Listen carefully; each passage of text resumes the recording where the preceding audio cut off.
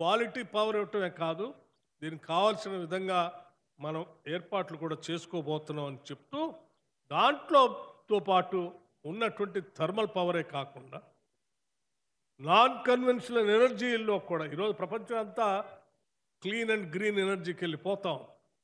దానికి అనుగుణంగా తెలంగాణ రాష్ట్రం కూడా కసరత్తు చేస్తూ ప్రిపేర్ అవుతూ పోటీ పడుతుందని చెప్పడానికి కావలసిన ప్రణాళికలు తయారు చేస్తూ ఒక కొత్త న్యూ ఎనర్జీ పాలసీని తెలంగాణ రాష్ట్రానికి సంబంధించి గత 10 సంవత్సరాలు ఎనర్జీ పాలసీ లేదు. ఎనర్జీ పాలసీ లేపబట్టే దేశమంతా కూడా సోలార్ ఎనర్జీ కానీ, లేకపోతే పంప్ స్టోరేజ్ ఎనర్జీ కానీ, లేకపోతే ఫ్లోటింగ్ సోలార్ కానీ, హైడ్రోజన్ పవర్ కానీ, ఇటు రకరకాలైనటువంటి పవర్ సంబంధించినటువంటి వ్యవస్థలు వస్తూ ఉంటే ఇక్కడ అసలు దాని గురించి పట్టించుకుని నాదుడే లేకుండా పోయాడు. అందుకే మన ప్రభుత్వం రాగానే ఎనర్జీ పాలసీని కొత్తదాన్ని తీసుకొని వచ్చి మీ అందరి ఆలోచనలన్నింటినీ కూడా అందులో పొందుపరిచి స్టేక్ హోల్డర్స్ అందరితో కూడా మాట్లాడి నూతన ఎనర్జీ పాలసీని డిక్లేర్ చేయటం ఈ మధ్యకాలంలో జరిగిందని చెప్పడానికి కూడా మీ అందరికీ తెలియజేస్తూ ఉన్నాను. దాంట్లో రాబోయే రోజుల్లో 20,000 మెగావాట్లకు సంబంధించి ఆల్టర్నేటివ్ పవర్ అంటే క్లీన్ ఎనర్జీ ద్వారా 20,000 మెగావాట్ పవర్ని దాని ద్వారా తయారు చేసుకోవాలని చెప్పి అది కూడా 2030 కల్లా ఈ రెన్యూవబుల్ ఎనర్జీ ద్వారా మనం తయారు చేసుకోవాలని ఆలోచన చేసి టార్గెట్స్ పెట్టుకొని ముందు పోతాం. అట్లాగే 2035 కల్లా అదనంగా ఇంకొక 20,000 మెగావాట్లు ఆల్టర్నేటివ్ ఎనర్జీ తయారు చేసుకుంటే దాదాపు ఎవరు ఊహించుండకపోవచ్చు ఇంత పెద్ద ఎత్తున తెలంగాణ రాష్ట్రం టార్గెట్ పెట్టుకొని రెన్యూవబుల్ ఎనర్జీ కోసం ప్లాన్ చేసుకుని ముందు పోతుందని బహుశా 10 సంవత్సరాలు గత ప్రభుత్వం యొక్క లక్షణాలు చూసి మనం కూడా అట్లాగే ఉంటామని అనుకుని ఉంటారు.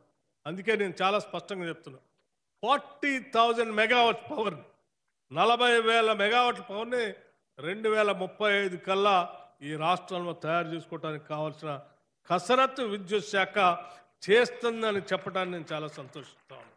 ఇవన్నీ ఎందుకు చేస్తా ఉన్నానంటే ఒక సామాజిక బాధ్యత కూడా మనందరికీ ఉంది. ఇప్పుడే తుమ్మలాశ్వర గారు మాట్లాడుతూ ఈ విద్యుత్ శాఖకి వ్యవసాయ శాఖకి అవినాభావ సంబంధం ఉంది, ఇది విడదీయరు అనేటువంటి నిజమే. మన రాష్ట్రంలో వ్యవసాయ శాఖకు సంబంధించిన అగ్రికల్చర్ పంప్ సెట్స్ 28 లక్షల అగ్రికల్చర్ పంప్ సెట్స్ ఉంటే వాటన్నిటికి కూడా ఉచిత కరెంటుని మనం సప్లై చేస్తూ ఉన్నాం. 2004 ఆనాటి కాంగ్రెస్ ప్రభుత్వం రాష్ట్ర ముఖ్యమంత్రిగా కాంగ్రెస్ ముఖ్యమంత్రిగా డాక్టర్ వైఎస్ రాజశేఖర రెడ్డి గారు ఉన్నప్పుడు దేశంలో ఎక్కడా ఏ రాష్ట్రంలో కూడా ఇవ్వలేనటువంటి పరిస్థితిలో మన రాష్ట్రంలో రైతులకు ఉచితంగా కరెంట్ ఇవ్వాలని చెప్పి ఒక ఛాలెంజ్గా తీసుకొని ఆనాడు మొదలుపెట్టినటువంటి ఉచిత కరెంట్ని ఈరోజు ఇంకా పెద్ద ఎత్తున క్వాలిటీ పవర్ ఇస్తూ ముందుకు పోతా ఉన్నాం. దీనికి సంబంధించి దాదాపు ఇప్పటికీ 8,729 కోట్ల రూపాయలు మన ప్రభుత్వం ప్రజాప్రభుత్వం వచ్చిన తర్వాత 8,729 కోట్ల రూపాయలని రాష్ట్ర ప్రభుత్వం ఆర్థిక శాఖ నుంచి డిస్కమ్లకి ఈ ఉచిత కరెంట్ కోసం డబ్బులు కట్టాం.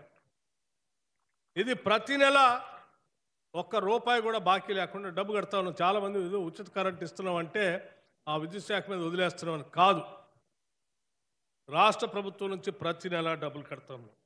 అట్లాగే వాటితో పాటు ఈరోజు 200 యూనిట్ల వరకు ఉచిత కరెంట్ ఇస్తున్నామని చెప్తా ఉన్నాం.